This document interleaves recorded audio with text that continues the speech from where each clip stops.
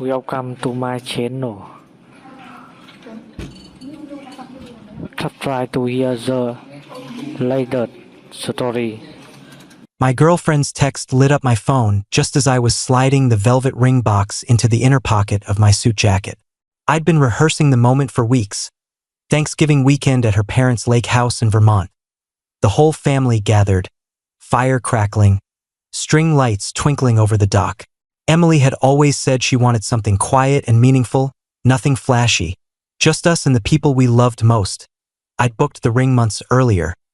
A vintage sapphire surrounded by tiny diamonds, exactly the style she'd pinned on a secret Pinterest board I wasn't supposed to know about. I'd even coordinated with her mom about the perfect timing. After dessert, when everyone would be relaxed and happy, I was supposed to fly up early Friday morning, the day before Thanksgiving, to help with preparations and steal her away for a walk along the frozen shoreline at sunset. The proposal would happen there, then we'd announce it over pie. But the text stopped me cold. Emily, 7:42 p.m. Hey babe, quick heads up. Don't come up Thursday night or Friday morning like we planned. Come Saturday instead. My stomach tightened. I stared at the screen, waiting for the explanation that would make it okay. Emily, 7:45 p.m. It's just, Ryan is coming with his parents Friday. They're staying through the weekend. Things ended weird between us back then, and I think we both need a chance to talk it out properly. Without it feeling awkward with you here. We'll have plenty of time together after everyone leaves Sunday. Love you. Thanks for understanding. Red Heart Ryan. Her high school sweetheart. The one who'd gone off to Yale while she stayed local. The one she'd dated for 3 years before he broke her heart by choosing a summer internship in London over spending time with her. She'd only mentioned him a handful of times in the 2 years we'd been together, always with a dismissive laugh, like he was ancient history. But apparently not. I sat down on the edge of the bed, the ring box suddenly feeling ridiculous against my chest. She hadn't asked if I was okay with this. She hadn't suggested we talk about it. She'd simply rearranged our holiday, our proposal weekend. Around her need to reconnect with an ex, I waited for anger to surge. But what came first was a strange, hollow calm. Like stepping into cold water and realizing you can still breathe. I didn't call her. I didn't beg for clarification. I opened the airline app and changed my flight to a refundable credit. Then I walked to the jewelry store downtown, the one with the soft lighting and the patient sales associate who'd helped me choose the sapphire. She remembered me. Everything all right? She asked gently when I placed the unopened box on the counter. The timing isn't right anymore, I said. She nodded, no questions, and processed the return while I stared at the display cases full of promises other people were still keeping. Back home, I didn't pace or throw anything. I just started packing. Not dramatically, not angrily, just methodically. My clothes from the closet we shared. My books from the living room shelves. The framed photo of us at the beach last summer went into a box, face down. The coffee maker I'd bought when we moved in together stayed. It was technically hers anyway. I left the plants I'd been watering, the throw blanket I'd brought from my old apartment, the little notes we'd stuck on the fridge. Everything that was truly mine fit into 2 suitcases and 3 boxes. When the apartment looked like it had before I moved in, her furniture, her art on the walls, her life uninterrupted. I left my key on the kitchen island next to the note I'd written in steady handwriting. I've respected your request. I won't be coming for Thanksgiving. Take care. I didn't sign it with love. I drove to my sister's place in Boston that night. Laura opened the door in pajamas, took one look at my face, and stepped aside without a word. Her husband made up the guest room while she poured me a drink I didn't really want. Only after the kids were asleep did she ask, quietly, what happened. I told her everything. When I finished, she was silent for a long moment. She didn't even ask how you'd feel about it, Laura said finally. She just decided. Yeah, I said. That's what made it so clear. Thanksgiving came and went in a blur of my niece's laughter and too much pie. My phone stayed mostly dark. No frantic calls, no apologies. Just one text on Thursday afternoon. Emily, 3:17 p.m. Hope you're having a good day with your family. Miss you, Red Heart. As if nothing had changed. Friday evening. The call came. I was helping Laura baste the turkey leftovers when my phone buzzed insistently. Emily's name on the screen. I stepped onto the back porch, cold air hitting my face. "Hello?" Her voice was thick with tears, ragged in a way I'd never heard before. "Oh my God. I can't. I don't even know where to start." I waited. Ryan brought someone. A woman. He's engaged. They're expecting a baby in March. He announced it at dinner last night, stood up with this whole speech about new chapters and gratitude for past relationships that helped him grow into the man he is today. Everyone clapped. My parents clapped. I sat there smiling like an idiot while he talked about building a future with someone else. She was crying hard now, breath hitching. I feel so stupid. He kept finding excuses to talk to me alone all day Friday, asking about my life, saying he regretted how things ended, that he'd always wondered. I thought maybe, and then this, in front of everyone. I listened to her sob, the wind rattling the bare trees around Laura's yard. "I need you," she whispered. "I messed up so bad. Please, can you still come tomorrow? I need you here. I see it now. You've always been the one who—" "Emily?" I said quietly, cutting her off. She went still. "I'm not coming." Silence stretched between us, broken only by her shaky breathing. "What do you mean?" "I mean, I respected your request. You wanted space to reconnect with Ryan without me making it awkward. You got that. I'm spending the holiday with my family. But I didn't mean—" "You did?" I said, calm and certain. "You made a choice. I made mine."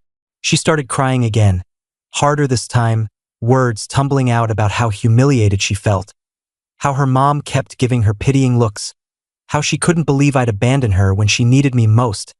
I let her talk until she ran out of steam. When she finally asked, voice small, "So that's it? You're just done?" "Yes," I said. "That's it." I ended the call. Saturday brought the texts. First confusion. "Did you really mean that?" Then hurt. "This is really cruel. It's Thanksgiving weekend." Then anger. "My family is asking why you're not here." I don't know what to say. Why Sunday? The tone had shifted to bargaining. "I know I hurt you, but we can talk about this when I get back. We can fix it. I didn't respond to any of them. Monday morning, I woke up early and drove back to the city. I found a new apartment listing online. A small one-bedroom in a different neighborhood, with big windows and hardwood floors and no memories of her. I signed the lease that afternoon. The move took less than a week. Friends helped carry boxes, asked careful questions, accepted my simple answers. By the time Emily returned to the city, my old key wouldn't have worked anyway. I'd had the locks changed as a standard procedure for ending a lease early. She tried calling from her mom's phone when I blocked her number, left voicemails about therapy, about realizing her patterns, about how Ryan had always represented unfinished business, and now she saw how badly she'd handled everything. Her best friend Jess texted me twice. Once to call me heartless, once to say Emily was going through hell, and I should at least give her closure. I didn't reply. Work became my anchor. I'd been good at my job as a graphic designer, but never great. Always balancing deadlines with Emily's social schedule, her friends' events, her needs. Now I poured everything into it. I took on extra projects, stayed late, built a portfolio that caught my creative director's attention. In February, she called me into her office. "There's an opening for senior designer on the new Nike campaign," she said. "It's yours if you want it. Comes with a raise, more responsibility, possible travel to Portland for client meetings."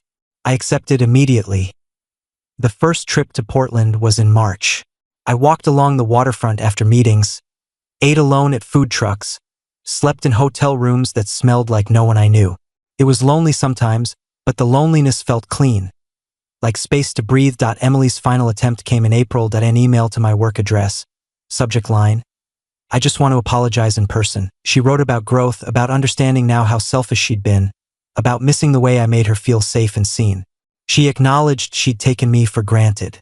She said she wasn't asking for another chance, just for the opportunity to say sorry properly and give us both proper closure. I read it twice.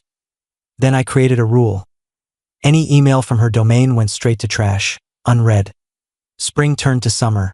I ran along the river in the mornings, joined a rec soccer league on weekends, started cooking actual meals instead of takeout. My new apartment slowly accumulated pieces of a life that was entirely mine. Art I'd chosen myself, plants I remembered to water, quiet evenings with books or music or nothing at all. The real test came in September. Our mutual friends Anna and Tom were getting married at a barn venue upstate. I'd been invited when Emily and I were still together. The RSVP had been for 2. I almost declined. The idea of seeing her again, of navigating that social minefield, made my stomach knot. But then I thought about spending the evening avoiding corners of the room, making myself small again, and something in me refused. That I replied that I'd attend solo. That I bought a new suit, charcoal gray, better fit than anything I'd owned before. Drove up alone on a perfect fall day, windows down, music loud. The venue was beautiful. String lights, wildflowers, the smell of hay and wood smoke. I found Anna first, hugged her tightly, told her genuinely how happy I was for them. Then I saw Emily across the lawn. She was standing with Jess and a few others, drink in hand, wearing a deep green dress that brought out her eyes. She looked beautiful and thinner and tired. When her gaze found me, her expression cycled quickly. Surprise, something like hope, then careful neutrality. She approached during cocktail hour, while I was talking to Tom about his honeymoon plans. "Hi," she said softly when Tom stepped away. "Hi. You look really good." "Thanks. You too." Awkward silence stretched. She shifted her weight, searching my face for something. Anger, sadness, anything she could respond to. "I didn't think you'd come," she admitted. "I almost didn't." She nodded, looking down at her drink. "I've been in therapy. A lot. I understand so much more now about why I'm glad you're doing better," I said, and meant it. Not for her sake, but because holding on to hatred felt like carrying unnecessary weight. Her eyes filled. "I treated you terribly. I see that now. I was chasing some fantasy of closure when I already had everything I needed. I wish I could take it back." I took a slow sip of my drink, watching the sun sink behind the hills. "You can't," I said gently. "And I don't need you to." She blinked rapidly. "So you really feel nothing? After everything I feel peace," I said. "I feel proud of the life I'm building. I feel grateful for the clarity you gave me, even if it hurt like hell at the time." Her mouth opened, then closed. She had no script for this, no dramatic fight, no tearful reconciliation, no lingering connection to manipulate, just a man who'd moved on. Someone called her name from across the lawn, Jess waving her over. She hesitated, then gave a small, sad smile. "Take care of yourself," she said. "You too."